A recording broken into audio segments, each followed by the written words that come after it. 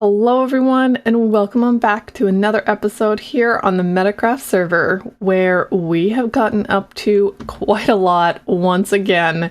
In this week's episode, we continued on our decorations and added paths and a bridge and more mushroom trees to make our island come alive. Along with decorating up our island, we also build ourselves our mushroom shop in the shopping district. And since we're building a mushroom shop, why don't I show you 5 ways that we can use mushroom blocks in our Minecraft worlds. So let's get started. If you are liking the content that you see here, don't forget to hit that like button. And if you're new, please subscribe. I would absolutely love if you did.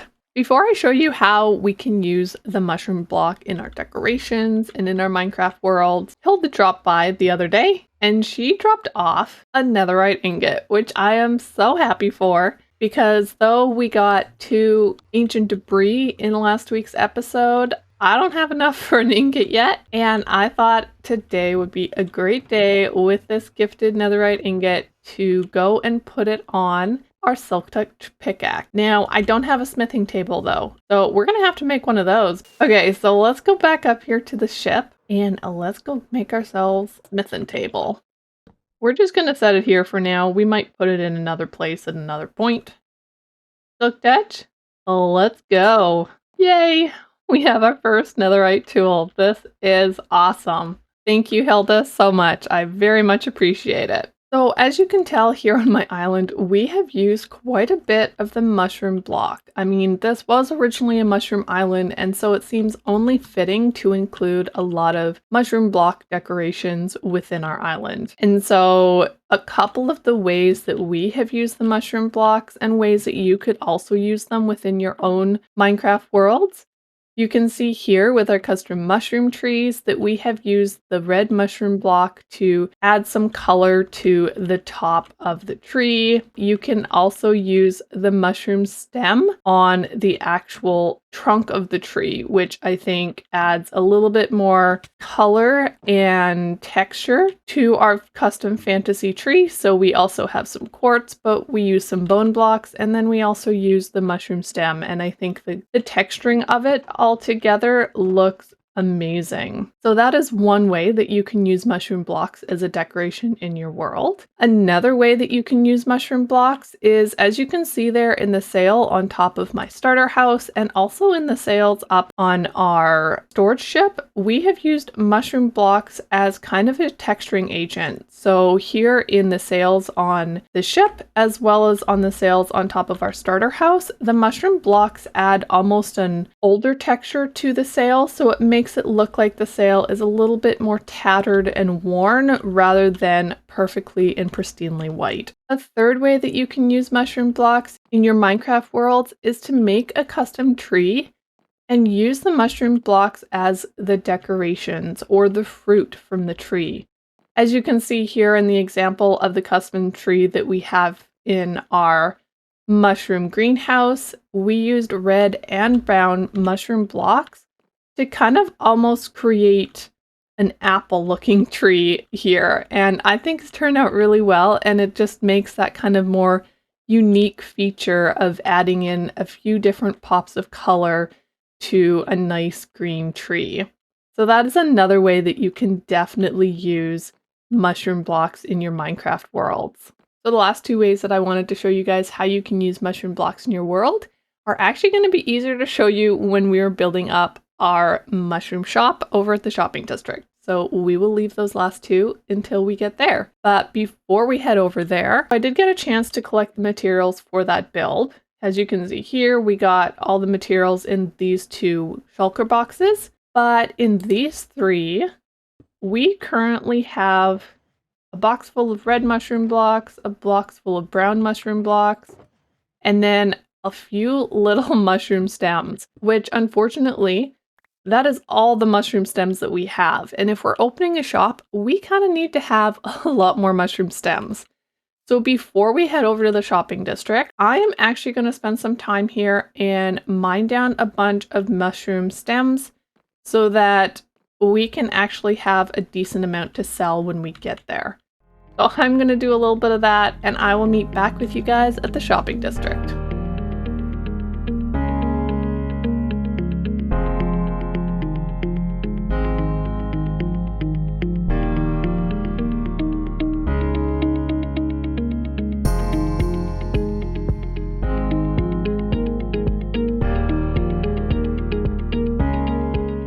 So I have finally made it over here to the shopping district. So it was a very long time just to get this amount of mushroom stems. Yeah, mushroom stems are definitely going to be pricey because that took forever. I think I spent a couple hours just cutting down mushrooms, and it's still not full.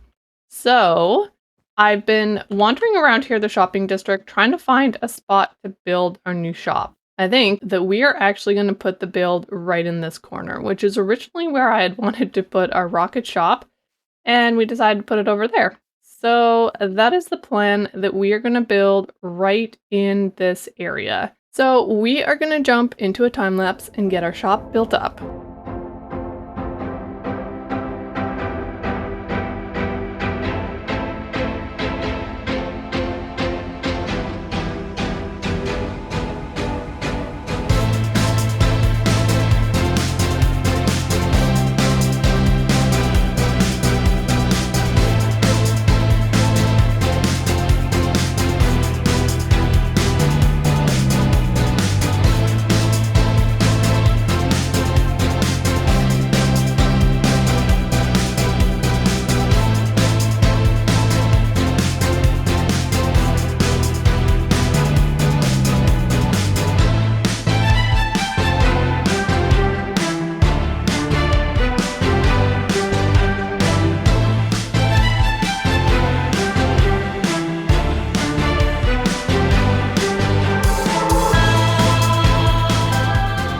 And with that, we have ourselves a very cute little mushroom or large mushroom shop. I really love how this turned out. Very fantasy vibes, all the glow lichen up along the sides, very cute indeed. And this is where I show you the next 2 ways to use mushroom blocks in your builds. So using mushroom blocks on top of end rods make the cutest little light. And then the other way that I used the mushroom blocks was here in the floor of our build.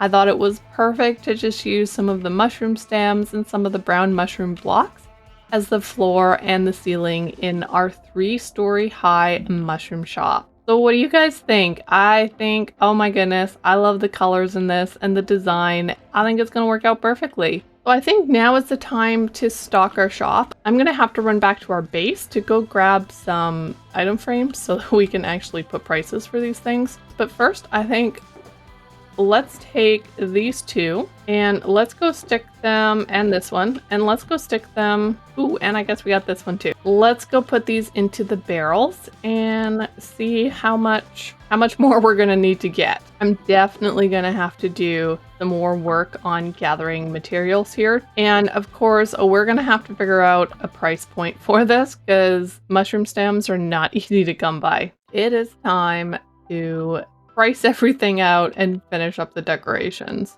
The one thing though is I do want a lectern here, and I want to write in this book. So I have written in this book, said, want a custom mushroom tree at your base? I would be happy to oblige. Just leave your name, location for the tree, and color of the tree that you're looking for, and I will deliver.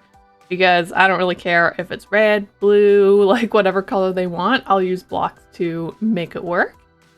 And I said, price is 25 diamonds. I did visit Nbence and just asked his opinion, and he suggested that price. Obviously, it will be dependent on the size of the tree. If it's super large, it might be more. If it's a smaller tree, it'll probably be less. And then this is where the orders page is, so they can just fill this out and fill out any future page that they need to do. So I'm going to leave that right here.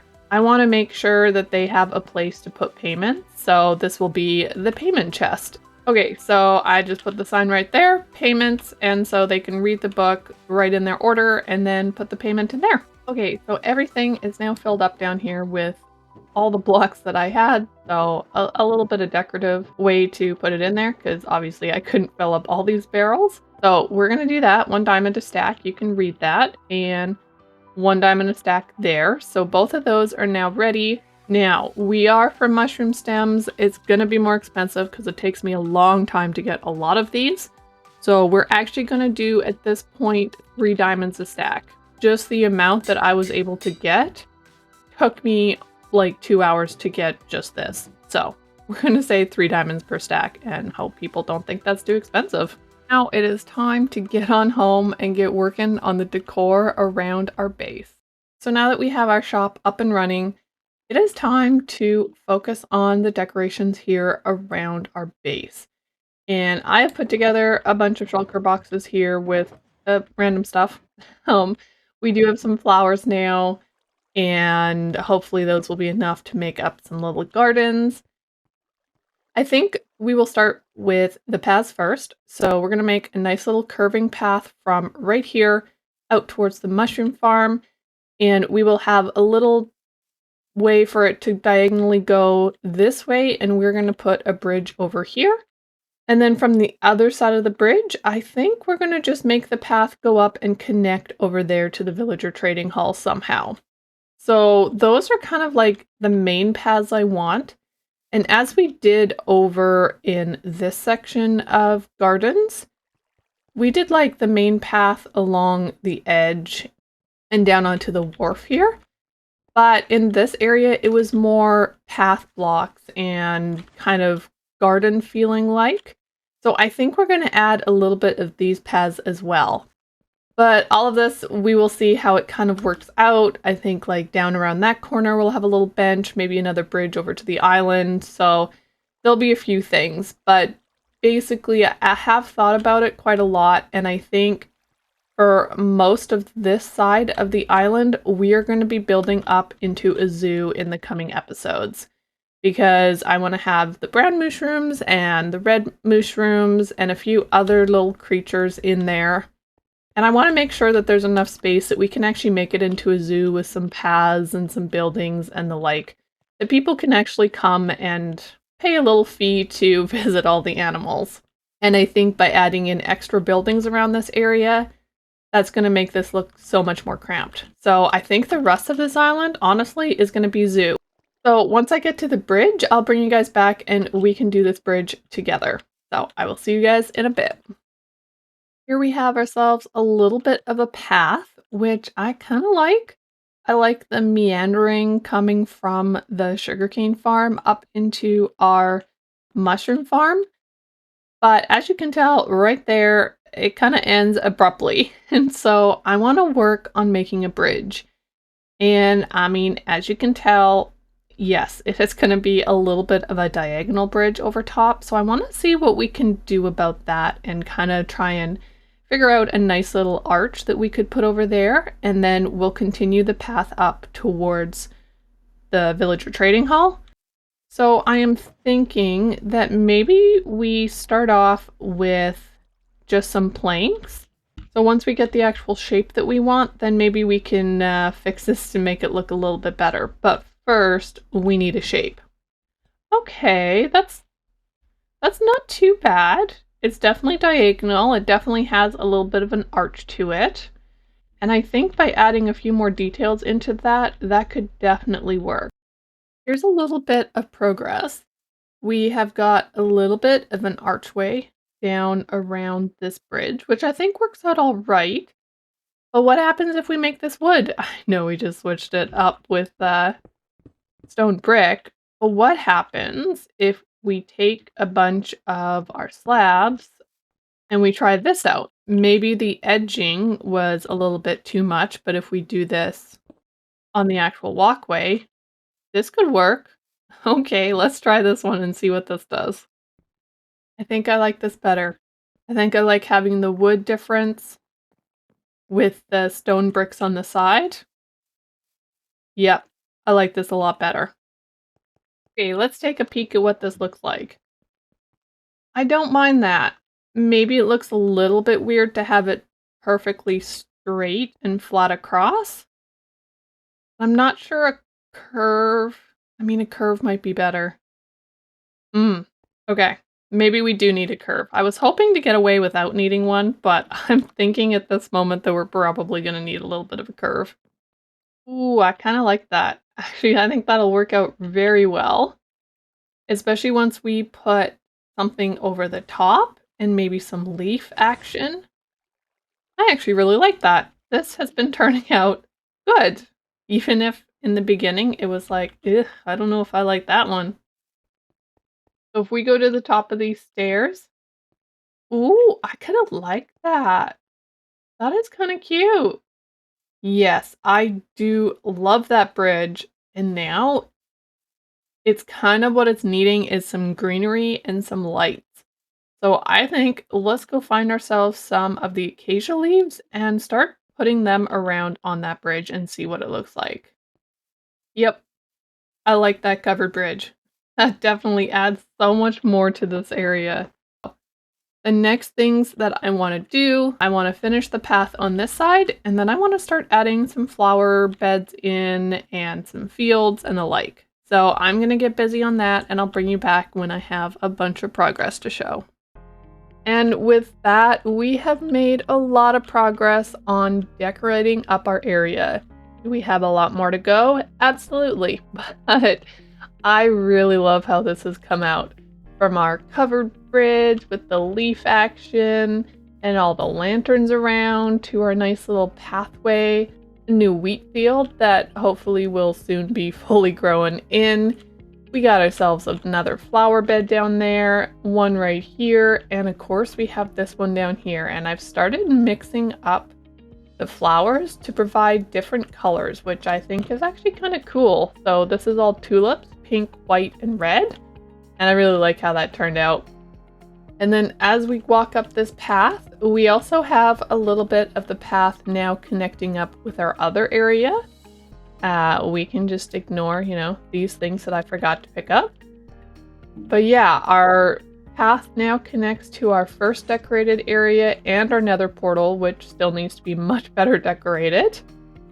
And if we come up here, we also have a flower garden right here, and I ended up putting in another custom mushroom tree, just like the one we have over in that corner. So polished basalt, polished blackstone, and then the cyan colored blocks. And I think it's super cute. It works out well in this area.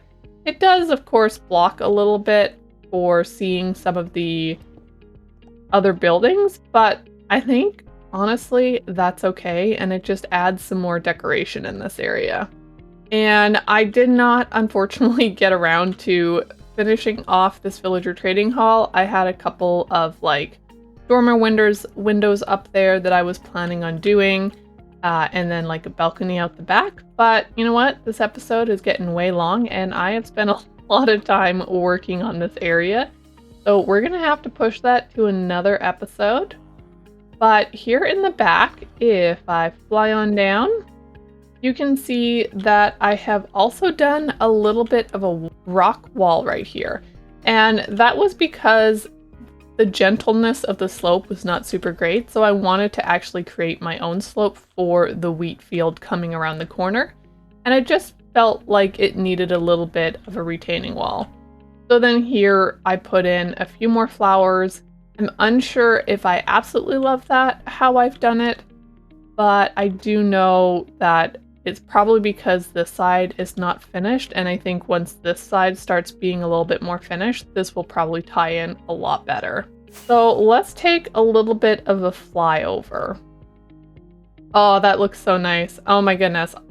From up here, I love that flower bed with the wheat field there.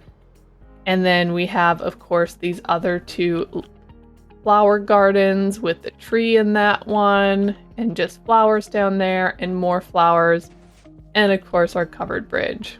Yep, this has turned out so well, and I am very happy with all the decoration we have been able to accomplish in this episode. So now that we have our mushroom shop completed and we have a lot of more decoration in our area done, I think it is time that we call this an episode. So I really hope that you guys have enjoyed this episode. If you have, don't forget to hit that like button. And if you're new, I would absolutely love if you would subscribe. And I will catch you in the next episode. Bye for now.